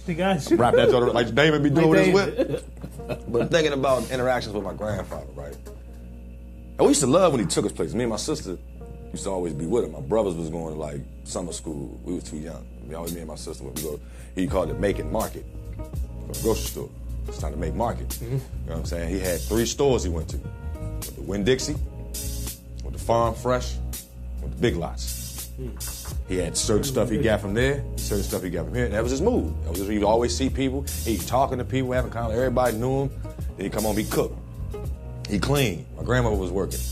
He watching us, dealing with his grandkids. Because, you know, my father wasn't in the picture like that. Like, you know what I'm saying? But when I was 10, he got paralyzed. Went in the hospital. He got an operation on his knee. And I think, I don't want to say, because, you know, you hear stuff as a kid, you repeat something so long that it may not even be accurate, but that's what you've been talking about for so long. So what the story was, he went there to get an operation on his knee. The doctor mentioned something to him about his spine. He consented without really talking to my grandmother. The doctor went in and did something to his spine, paralyzed him, put the neck down. That changed everything, because you're talking about a man who now can do nothing for himself, who, by choice, allowed his wife to be the breadwinner. He took care of everything else. But he took care of everything else. Now he can do nothing but lay in the bed. I was just sitting there watching, you know, just watch tears roll out his eyes. He couldn't talk initially, he had a tracheotomy. You know what I'm saying? But he fought through that. Eventually he was talking, it was light. Eventually he came around to being able to talk. He never could move again. He could move his finger, you know what I'm saying? But he'd be able to walk again one day. But he used to, you know, you get to a point where you just laying there and all you got is your thoughts. He used to kind of repeat himself a lot. Tell the same stories over and over. They were exciting the first 10, 15 times, but after 4 years of the same stories, it get to a point where he's talking. You know, I might get him go to the bathroom, come back, he's still talking, because he might be sitting just telling him, yeah, you know, tell him about this. But he's reminiscing in his mind. It was like, that's as far as his mind could go. I remember, I never forget one day, it was like we used to fight to see who was gonna go to the store with my grandmother. Because ain't nobody really want to stay at home with Grandpa, because all they was gonna do is talk. We wanna watch TV. Me and my sister, we switch in turns. She's sitting there with him for a little bit. I go watch TV. She go watch TV. And I sit in the room with him. And I never forget this. Changed my life. I was like 14 or 15. Something was on the TV and he talking.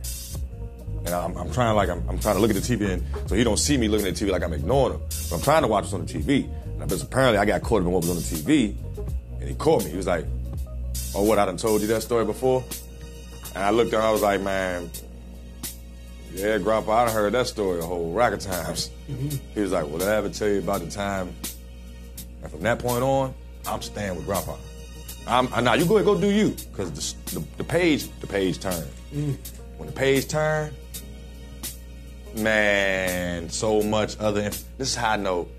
Had he been allowed to stay on his feet, I know for a fact I probably wouldn't be the type of person that I am, because he would have beat that out of me. You know what I'm saying?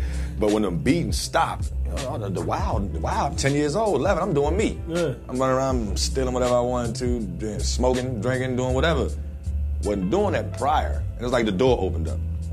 And he saw that we was becoming off the hook. You know what I'm saying? And it really wasn't much that he could do. There's nothing he could do, for real.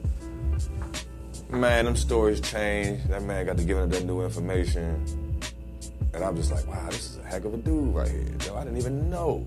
I thought I knew everything about him, because he had told me the same stuff. I thought he'd got it all out and time to start over again. Nah, it was the joint was skipping.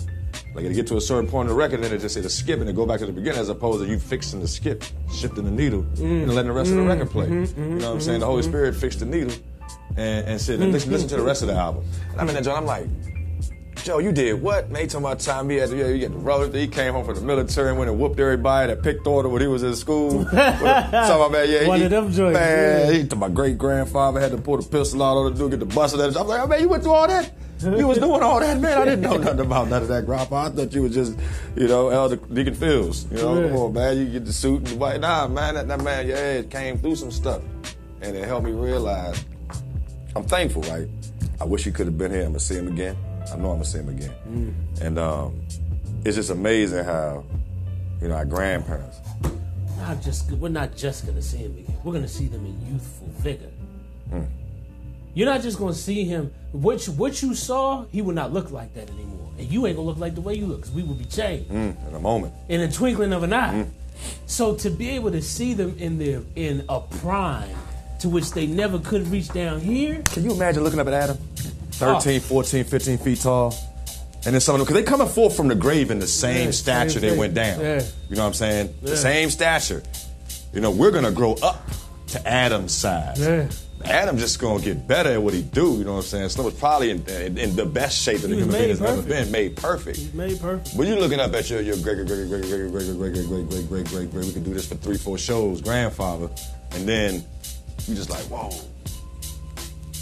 Like, man, Joe. And he looking at all his kids. His kids number in the sand of the seas. Because all that's saved are going to be his kids. Yeah. All the lost going to be his kids too, but you talking about a family reunion? You talking about meeting cousins that you didn't know you had? Didn't know you had, man. But you talking about meeting in their prime, dog. Asian cousins you didn't know you had, German cousins you didn't know you had, Australian cousins you didn't know you had. Yeah. You know, New Zealand, Filipino, all these different places around the world, we all related. And you ain't gonna have to find them either, because your mind gonna be sharp. Like, there they are right there. And your eyes gonna be sharp too. We're gonna have an eternity to get to know our family. You know what I'm saying? Ain't nothing like a family reunion. Most people don't have them like they should. I mean, we don't. You know what I'm saying? Generally, we come together on sad occasions, you know, funerals. That's generally when we see each other when somebody passed away. But you know, you gotta keep these patriarchs and these matriarchs. You gotta keep this calm. The children of Israel, Joe, they took them 12 stones out of that water and set them up as a reminder. You know what I'm saying? For further generations as to what they went through. It's like we don't talk about what our people went through. We don't do that no more. If you don't know where you come from, how you gonna know where you're going? Or how you gonna get to where you're? I mean, I probably didn't say that right. I think it's a saying that goes along with that, you know. But they were taught to pay attention to where they came from. That fell off somewhere. We'll get to that. We'll get to that at some point. But we need to know where we came from. We need to know where we come from so we can know where we're going, where we're supposed to go at least. You know what I'm saying? Where he has planned for us to go. If you don't even want to know your family history, this is family history.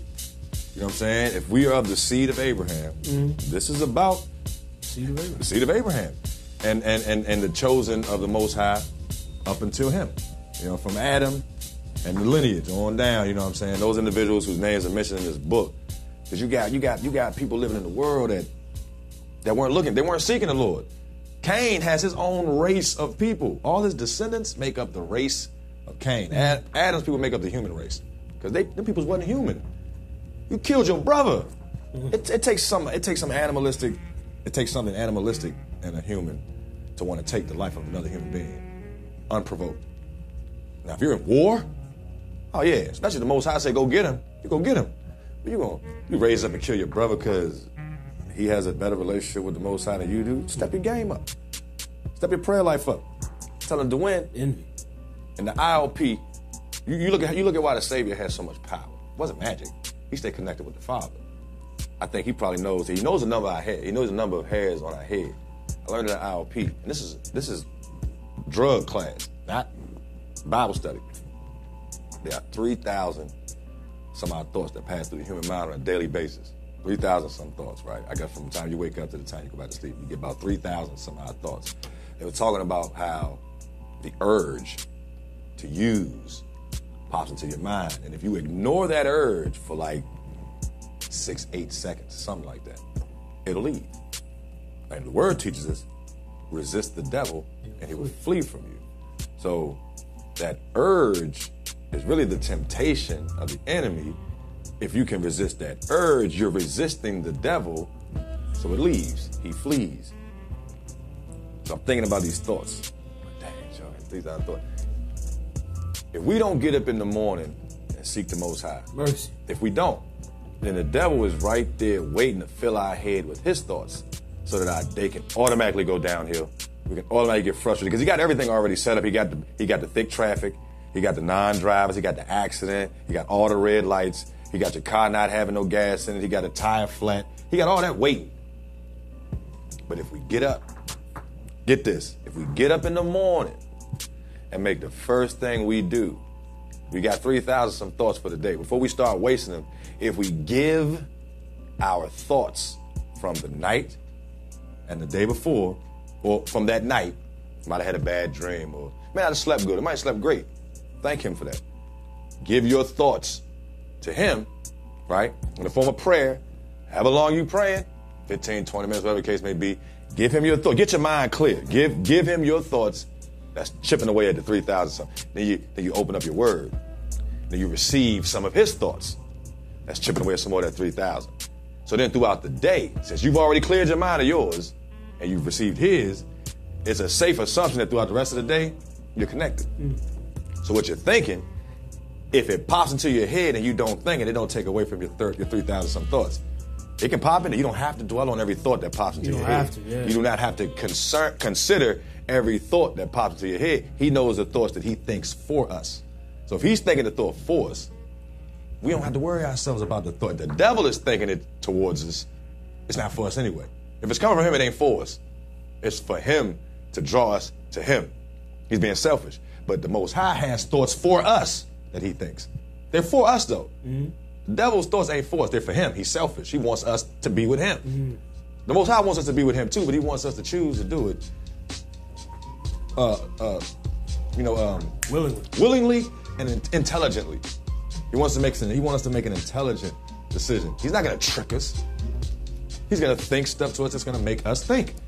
You know what, Dad? Lord, I appreciate that, man. Thank you. You're welcome. You'll get that. He'll tell you you're welcome. He's a gentleman. He ain't just gonna be like, man, what you, man, you know, like I do sometimes. I'm very seldom I tell people they're welcome and they say thank you. I'm like, yeah, you got it. All right, yeah. I don't say too much either. But I mean, because I don't like recognition myself. So if you're telling me thank you, this, then the other thing, I appreciate it. You got it. But anyway, yeah, that give him yours in the morning. Yes. Then get his and anticipate him filling your day with awe. And watch the power that you receive from him. Awe. He's going to keep you in awe at the stuff that only he can orchestrate. I love chess. I saw the dude today that told me how to play chess. I wanted to say something to Bronx. Did you see the lights get brighter in here? Yeah. Oh, my goodness. They sure enough did. That's all. This is real talk. 101. Hey, he in here, though. He turned the lights up a little bit, though. Just a little. Hey, Slim. Yeah. And it made me like, what do we say about the sunshine? Yeah, man. And you saw say the about light sunlight? that found us behind your house that night? Yeah, man. Slim, where'd that light come standing from? out there in the floodlight. Yeah, the floodlight came on. I don't never know what time that thing gonna come on. Ever. That's what I just said. Yeah, just illuminated It's the movies. the brightest light back there too. It's brighter than the street light. The street light. It's brighter than the street light. What was being said needed to be said. Yeah, man. But the dude that gave me, I love chess. You know what I'm saying? Bronson Brown. Oh, Bronson Brown. Bronson Brown. That's a good dude. He lived next door to us. He lived next door to us in Powder Mill, right back in like 88, 89. Gave my mother a car, little Datsun 210. He gave me a job.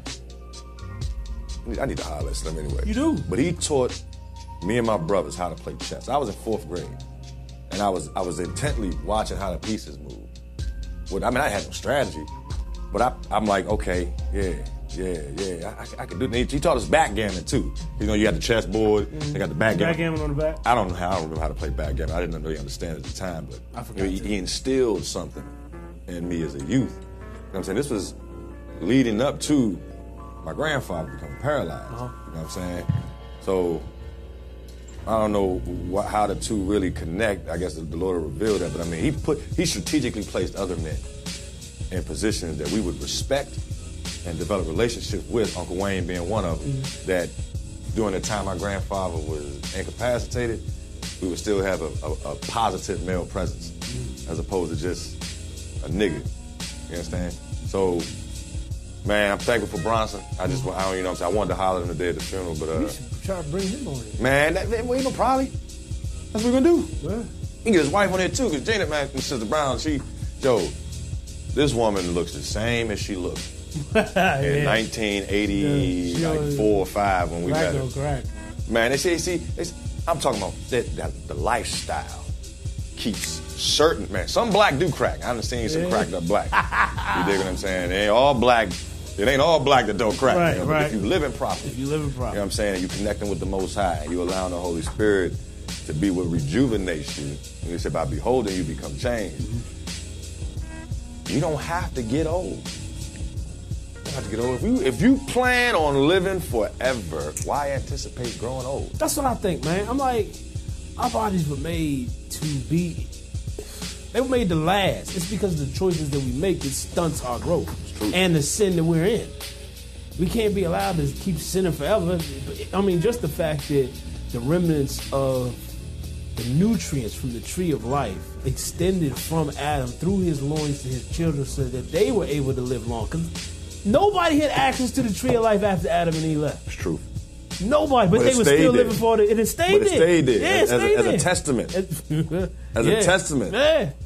I believe, the pen of inspiration gives us this information, but I believe that's how it happened. Because it makes sense that the Most High would not just throw them out the garden, snatch the garden back, and then just plunge yourself into darkness. Nah, for 9 generations, Adam walked around this earth.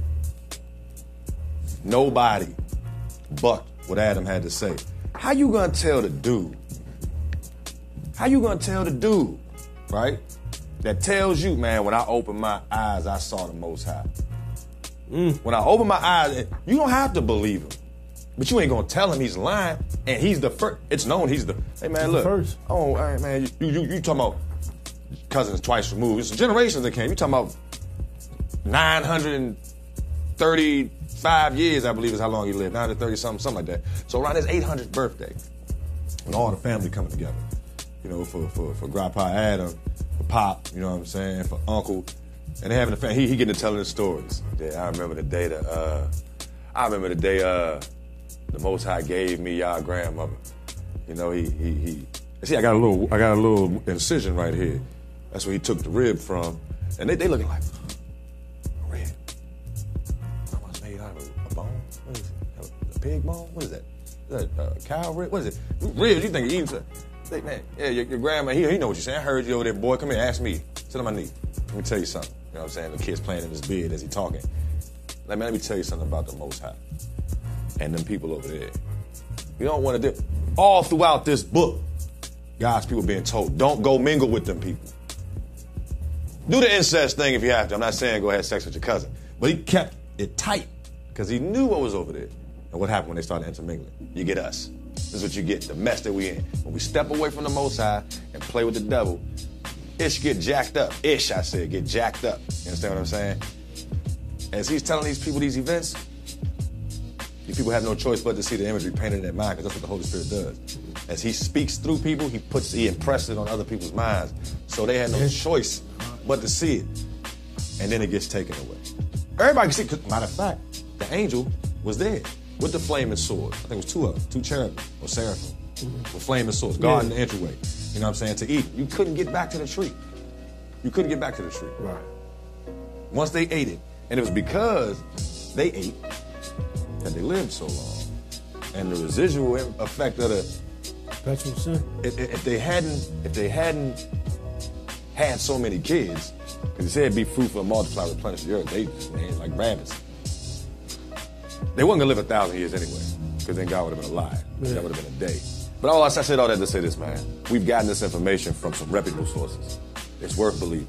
It's worth putting to action. It's worth processing. It's worth letting it. Oh, I don't want to mess with that. I don't want to deal with that religion. It's bigger than religion. It's relationship. It's history. It's ancestry. You go to ancestry.com. You want to know who you are, pick this book up. Man, I think about the scene that's portrayed, Ella White has written about it, where I'm imagining the weight that was on Adam's shoulder when he actually had to recount those stories about once being in God's presence, being able to talk to him face to face, walking with him in the cool of the evening in a flawless garden where everything was perfect, to the point of losing that privilege, losing that access, and then seeing the results of his decision. Eve was deceived. Adam made a decision. Eve was beguiled by the snake. The information was brought to Adam with the apple. He was like, no, I will eat this apple. And because of that, the ground was cursed. And now the reason why I'm bringing that point up, because it says, in the end, when the redeemed are redeemed, there's going to be a family reunion around the tree of life, to where Adam will survey all of his children.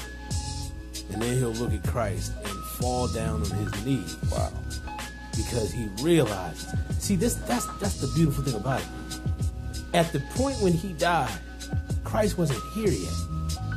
But he saw the hope. He saw the hope. He saw the hope. He saw the hope. And this is what the Spirit just gave me real quick. I don't mean to cut you off. Go This is ahead, how he saw the go hope. ahead.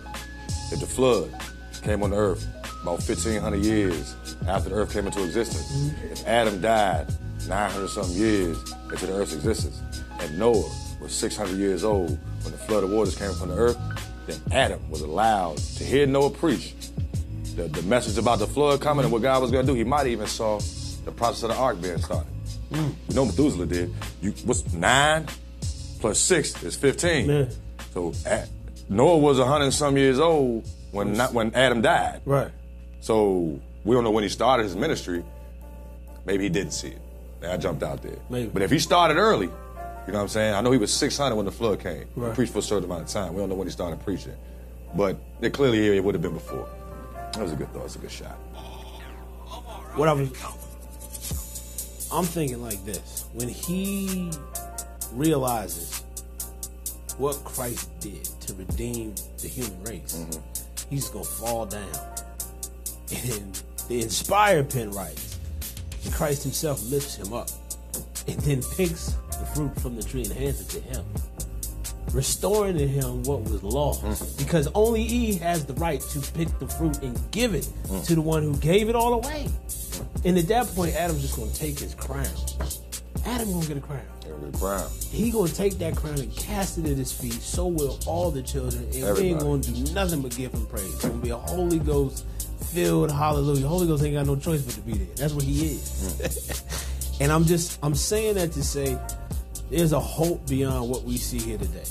Today we were at a funeral. It was a celebration of life. And the only reason why it was a celebration of life because we have a hope in life eternal. There's a hope in life eternal. Things ain't going to be bad always. We see the way this world is progressing. We see the wildness and the craziness that some of us can't even realize and identify. It was funny because one last testimony I wanted to give, and I can give it real quick. On Friday, I was at Six Flags. Riding roller coasters with my old behind. I had my girl with me. And she was very nervous to get on the roller coaster. She ain't like the height, she ain't like the speed, none of that. But she soldiered up to get on at least 3 of them with me. She ain't get on the biggest one in the park. I did that by myself because I'm just a nut. But she asked the question after you get on the first one. She's like, we do this type of stuff for our own entertainment? Why do we do this? Why do we entertain ourselves with stuff like this that intimidates us and scares us like this? And it had me think about that question because later on that evening, or actually this morning, I had a friend of mine who went to a party last night. He round about my age, not too far off. But he went to a party late last night. And he told me about his experience. He's like, man, I was up in that joint, but I just felt out of place. You know, I was looking at the crowd. He was far young, and I went up to the DJ booth. Youngin was up there joint dancing wild, and I in my mind I was convicted. I said, I need to be away from this because this type of scene is going to take me down the road I'm trying to escape. I'm not trying to go back this way. And he said from that point forward, he couldn't enjoy the party as much as he did when he first walked in. Been there. And it's like that conviction and that recognition in your life, and you will have it. Prayerfully, you will have it. Let me say that, because some people dodge that joint, like they deny it. No, it's not time yet. No, I ain't getting away. It ain't.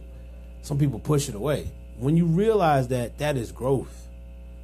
It's growth to understand that, just like this word says, man, when you was a child, you did stuff as a child. When you got grown, you put away childish things, man. It's time to take stuff seriously. It's time to seek truth. It's time to get your house in order instead of arguing and disputing over silly things. If we leave you with anything, we leave you with that. Appreciation as well. One of the underlying tones of the funeral that we went to today was the fact that tell the people who mean something in your life, tell them that you mean something to them, or that they mean something to you, why they here. Significant others, don't hold your words. Don't hold on to pride and not wanting to expose emotions. You love somebody, you better tell them that you love them. Tomorrow they may not be able to hear it. Fall on deaf ears. Real talk. If you need to call somebody you ain't talked to a long time that you beefed over something stupid, and now you at the point you don't even remember what you beefed about, but this grudge is still there, call that person. You cut that thing And if loose. you don't think you're strong enough, pray for the strength to do it. And I promise you ain't going to be turned away. And even if you are turned away, your conscience will surely be clear. Because you made an effort to make things right. If you got the opportunity to make stuff right, go make it right. Right. And with that, man, you know, unless you got something else to say, you can close this out. Bow your head. Heavenly Abba, thank you for stopping past here by way of your Holy Spirit. Forgive us where we fall short constantly and do us as opposed to seeking what you would have for us. Thank you for blessing us. Thank you for preserving us. Thank you for loving us with an everlasting love. Teach us how to love like you love. Teach us how to feel like you feel. Teach us how to do what you would have us to do. Be with our families. Be with our friends, be with our enemies, be with that dude that ran into me, speak to his heart while he locked up. Be with Brad's father. Be with whatever financial situations is going on. You know, be with all the individuals who is going through whatever they're going through in their life. Living situations, relationship situations, employment situations, whatever we struggling with, that you are more than capable of handling. Give us the ability to come to you and drop that thing off with you. And thank you for assurance that you can take care of it. Forgive us and save us when you come. This is my prayer in Yahweh's name. Amen. Amen and amen. This has been Real Talk 101 here on a Sunday afternoon from 6 to 8 p.m. at Vox Wave Studio. VoxWave.com is where you can go to find all this programming when it's live. And Vox Power 393, I believe it is, on 373 on YouTube. You can go there to find all past programming. Next week we'll be back up in here with Brother Patterson and Brother McNeil, hopefully. So we'll be back at the table. That should be a very interesting conversation. So until then, may y'all be with you and keep you blessed. Thank you. Seek truth.